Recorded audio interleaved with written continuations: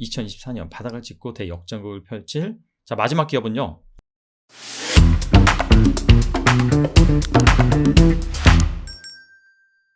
지난 금요일 PC 물가 지수가 예상을 밑돌면서 미국 증시가 또 한 번 상승 마감을 했습니다. 다우를 제외하고 S&P 500과 나스닥은 소폭 상승해서 마감을 했는데요. 이로써 S&P가 8주 연속 상승하는 기염을 토했습니다. 물가가 예상보다 낮아지면서 3월 금리 인하론에 더욱 힘이 실리는 모양새입니다. CME 그룹이죠. 여기서 제공하는 기준금리 컨센 테이블 형태로 보시면은 2023년 3월 보시다시피 5%와 5.25%, 기존보다 25bp 내릴 확률이 75.6%, 상당히 높은 상황입니다. 근데 한 번이 아니라 그 뒤로 계속 내립니다. 계속 내려서 무려 9월에는 4%, 4.25%, 즉 현재보다 125bp나 낮출 것으로 예상을 하고 있습니다.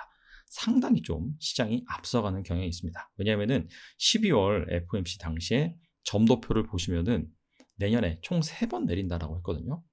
근데 시장에서는 내년에 125bp를 넘어서 거의 150bp까지 내릴 것이다. 거의 5차례에서 6차례 내릴 것이다. 그렇게 생각하고 있습니다. 그러다 보니까 존 윌리엄스 연은 총재 같은 경우에는 시장이 너무 성급하다.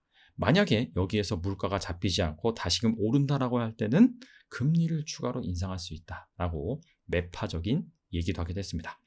어쨌거나 현재 시장은 가파른 금리 인하를 반영하고 있는 상황, 그리고 속도의 문제지 어쨌거나 이 금리의 방향이 꺾인 것은 기정사실화된 상황입니다. 이런 상황에서 과연 어떤 주식이 부각을 받을지 살펴보도록 할 텐데요. 일단 금리 인하의 대표적인 수혜주는 성장주를 꼽을 수가 있죠. 금리가 하락하면은 리스크 프리미엄 역시 낮아져서 고밸류 성장주의 매수세가 몰립니다. 쉽게 말씀을 드리면은 금리가 막 10%예요. 그러면 굳이 리스크를 안고 주식에 투자 필요가 없단 말이죠. 은행에 예적금만 하더라도 연 10%가 나오니까. 근데 반대로 2020년 코로나 당시, 그때는 제로금리였죠. 금리를 1% 은행에 맡기면은 1%의 이자료밖에 주지 않으니까, 그때는 리스크가 있더라도 이 성장이 나오는 그런 고밸류 주식으로 매수가 몰리는 겁니다. 즉 정리하면은 금리가 낮아지면은 주식의 매력이 커진다. 특히나 성장주의 매력이 커진다라고 볼 수가 있는데요. 단 성장주 같은 경우에는 이번에 좀 애매할 수가 있습니다. 왜냐하면은 올해 초부터 챗 GPT가 갑자기 나오면서 이 빅테크 주식들, AI와 관련된 성장주들이 엄청 많이 올랐죠. 그래서 뭔가 최근에 금리가 내려가서 이 성장주가 바닥을 찍고 반등을 한다라는 거는 이미 반등을 했죠. 애매한 상황이다. 그런 관점에서 이제부터 바닥을 찍고 최근에 방향을 튼 그런 주식으로는 배당주를 꼽을 수가 있습니다. 배당주 역시 금리 인하 순회주입니다. 왜냐하면 이 배당 수익률과 예적금 수익률이 경쟁 관계이기 때문이죠. 그래서 이제 최근에 보시면은 미국에서 가장 대표적인 배당 ETF인데요. 보시다시피 10월 달에 미국 10년물 국채금리가 5%를 찍었을 때 바닥을 찍고 빠르게 반등을 하고 있고요. 오른쪽 그래프는 대표 리츠 ETF입니다. 마찬가지로 미국 10년물 국채금리가 최고조를 찍을 때 바닥을 찍고 빠르게 반등하고 있는 상황입니다. 그런 관점에서 2024년 바닥을 찍고 대역전극을 펼칠 배당 매력을 갖추고 있고 투자 포인트도 있는 그런 주식들을 알아보도록 할 텐데요. 종목 선정 기준은요. 먼저 2023년 올해죠. 영업이익이 전년 대비 감소해야 됩니다. 왜냐하면 바닥을 찍고 턴어라운드 하는 그런 주식을 찾자는 취지에서 올해 실적이 작년 실적보다 좋았다라고 한다면 그 부분을 주가가 선 반영을 해서 이미 좀 올라와 있겠죠. 두 번째, 턴어라운드이기 때문에 2023년은 실적이 감소하지만은 2024년, 2025년까지는 영업이익이 우상향하는 그런 그림이 나오는 기업을 뽑아봤습니다. 그 중에서 앞서 말씀드린 것처럼 금리 인하 수혜주, 배당주라고 말씀드렸죠. 그래서 은행이라든지 증권이라든지 보험이라든지 이런 고배당 매력만 보유한 주식이 아니라 배당 매력을 어느 정도 가지고 있는, 턴어라운드를 하지만 배당 매력을 어느 정도 가지고 있는 그런 주식들로 한번 추려봤습니다. DY가 배당 수익률이에요. 그래서 이게 한 3% 이상, 한 3% 내외에 있는 그런 주식들로 한번 추려봤습니다. 그렇게 해서 선정된 4개의 주식에 대해서 대표적으로 알아보도록 하겠습니다. 첫 번째 종목은요, 바로 효성 첨단 소재입니다. 이 기업 같은 경우에는 2021년 정말 최고의 성장주 중에 하나였어요. 수소차 관련 수혜주. 그리고 탄소섬유 관련 주식으로 상당히 인기를 끌었던 주식입니다. 근데 이 주식이 한때는 막 80만 원까지 갔다가 30만 원대 초반까지 빠졌습니다. 자, 엄청나게 조정을 받았다. 자, 일단 2023년 실적은 당연히 감소를 하고요. 2024년 예상 영업이익 같은 경우에는 2,855억 원입니다. 그래서 전년 대비 41% 증가할 것으로 예상이 되고 있고요. 2023년 예상 배당 수익률 같은 경우에는 3.3%. 효성첨단 소재가 원래 성장주거든요. 자, 그럼에도 불구하고 2021년부터 주주 환원을 위해서 첫 배당을 실시한 이후에 배당 수익률 3%대로 양호한 수준을 보여주고 있습니다.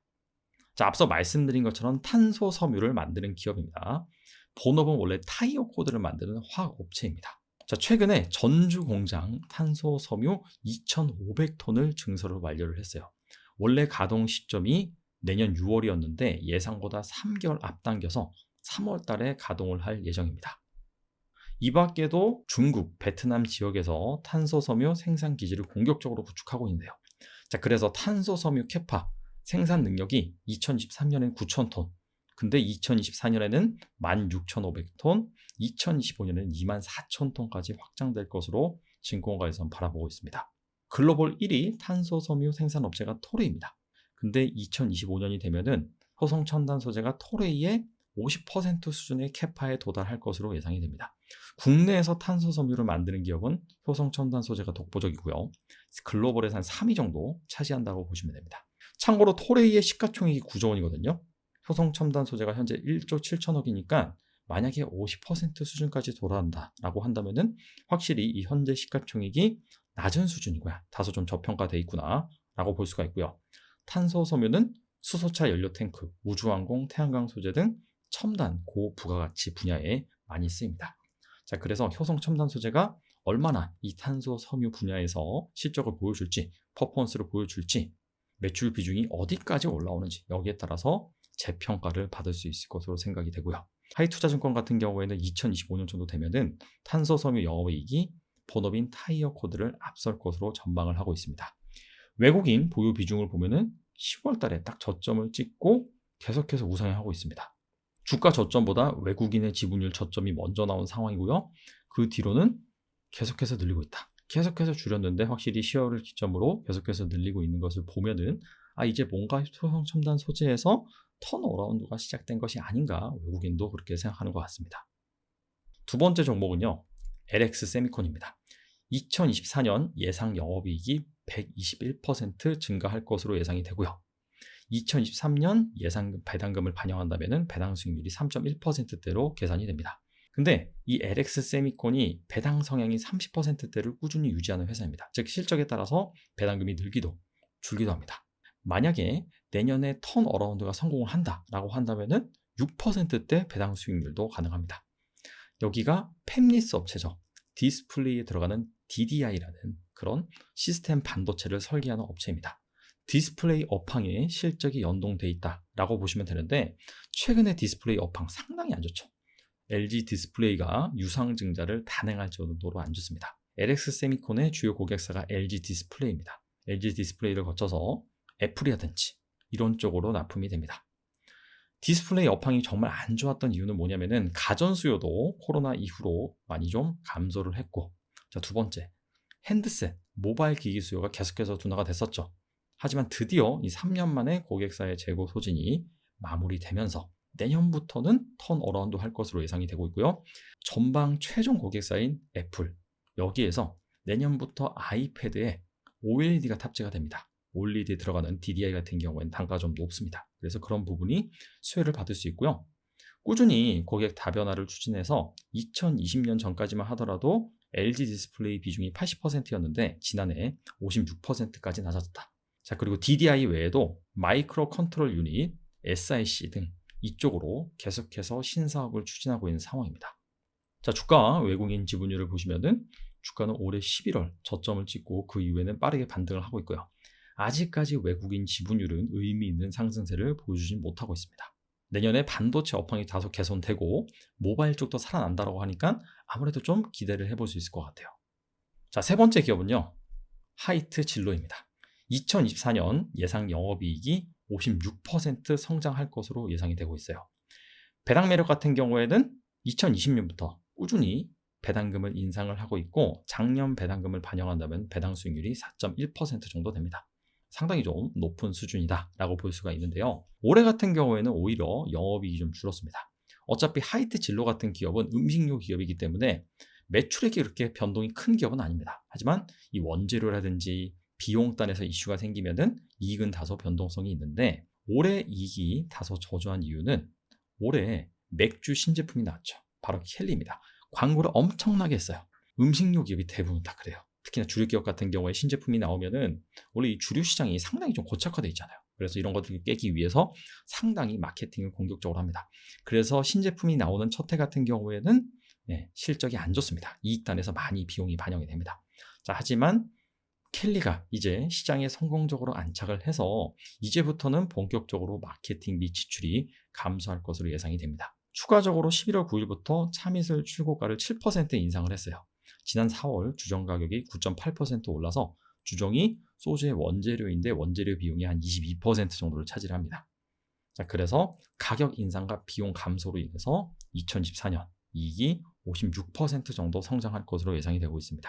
자, 장기적으로는 소주 수출 증가에 좀 주목을 해봐야 되는데요. 최근에 싱가포르 신규 법인을 설립을 했습니다. 현재 러시아, 미국, 일본, 필리핀, 베트남의 해외 법인을 운영 중이에요.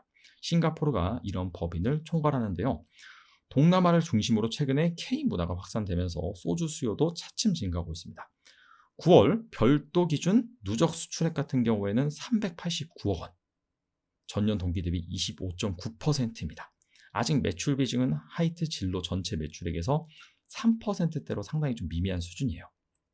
하지만 이 성장세는 계속해서 지켜볼 필요가 있고 아마 제 생각에 한 10% 정도가 넘는다라고 한다면은 농심이라든지 자 그렇게 뭔가 재평가가 받을 수 있는 그런 기틀을 마련할 수 있지 않을까 생각을 해봅니다. 주가 같은 경우에는 9월 말에 바닥을 찍고 확실히 우상향하고 있는 모습이고요. 자 보시다시피 외국인의 지분율도 계단식으로 상승하고 있습니다. 자 마지막 기업은요. 삼성전자 우선주입니다. 아니 삼성전자가 무슨 소외주냐라고 할 수 있겠지만은 보통주는 당연히 소외주가 아니죠. 하지만 우선주 같은 경우에는 상대적으로 소외되어 있습니다. 자 먼저 삼성전자 본업에 대해서 살펴보면요. 2024년 예상 영업이익이 360% 급성장할 것으로 예상이 되고 있습니다. 아시다시피 반도체 경기가 올해가 최악이었죠. 자 그래서 이렇게 급성장할 것으로 예상이 되고요. 2023년 예상 배당금을 반영한다면 배당 수익률이 2.5%입니다. 이거는 우선주 기준입니다. 앞서서 주목할 만한 이 배당 매력을 가지고 있는 주식 기준에 대해서 알아봤을 때 배당 수익률이 3% 정도는 돼야 된다라고 말씀드렸지만은 그럼에도 불구하고 삼성전자 우선주 같은 경우에는 시장에서 이 배당 매력을 지닌 주식으로 인식하고 있기 때문에 배당 수익률이 3%에 미치지 못함에도 제가 편입을 시켰습니다. 자 현재 시장에선 죄다 SK 하이닉스에 쏠려 있죠. HBM 때문에. 하지만 올해부터는 AI 반도체 중심이 아니라 D램, 낸드, 모바일 기기, 자 기존 레거시 반도체 사이클이 본격적으로 도래를 합니다. 자 그래서 SK 하이닉스에 쏠려 있었던 매수세가 삼성전자에도 다소 분산될 수 있을 것으로 예상이 됩니다. 실제 12월 20일 누적 반도체 수출도 19%나 증가를 했어요. 11월에 16개월 만에 반도체 수출이 플러스로 전환한 이후에 확실히 이 턴어라운드를 지속하고 있습니다. 그런 기대가 점점 생기고 있다라고 볼 수가 있고요. 자, 그 다음에 우선주를 주목하는 이유가 뭐냐면은 앞서서 금리가 인하가 되면은 배당주의 매력이 올라간다 그랬죠. 금리가 완전히 제로금리 수준이었던 2020년 한때 삼성전자 우선주의 주가 수준이 보통주의 93%까지 올라왔습니다. 하지만 현재는 79%에 불과해요. 만약에 이렇게 본업이 좋아지고 금리가 낮아진다라고 한다면은 우선주와 보통주 간의 괴리율이 축소될 수 있을 것으로 예상이 되고요. 삼성전자 같은 경우에는 이미 6월에 찍었던 고점을 넘어섰거든요. 보통주 같은 경우에는. 근데 아직도 우선주는 넘어서지 못하고 있습니다. 그만큼 탄력이 적다라고 볼 수가 있는데 앞서서 말씀드린 것처럼 금리가 낮아진다라고 한다면은 우선주의 탄력이 더 좋을 수 있다라는 부분을 잘 알아가시면 좋을 것 같습니다. 자, 금일 금리가 드디어 이제 방향을 틀면서 투자 포인트도 가지고 있고 배당 매력도 가지고 있는 그런 기업들에 대해서 알아봤는데 제가 소개해드린 종목 말고도 다른 종목들이 있으니까 잘 한번 찾아보시면은 투자 준비하시는 데 도움이 될 거라고 생각이 됩니다. 감사합니다.